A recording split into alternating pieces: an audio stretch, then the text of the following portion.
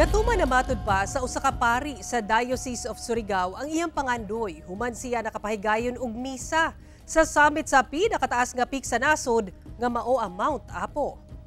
Usa sa 15 ka mga individual gikan sa Surigao nga grupong misaka sa Mount Apo si Father Ansel Apatan sa Diocese of Surigao niadtong September 23.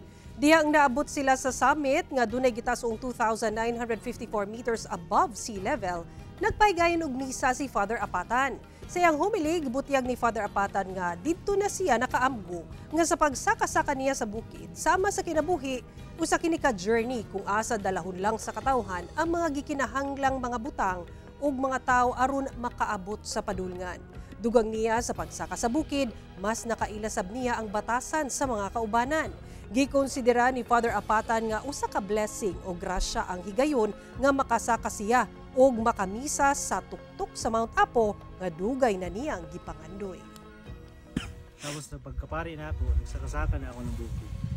Tapos pagsaka ng bukid, wala ko magdahom na makaabot ako din.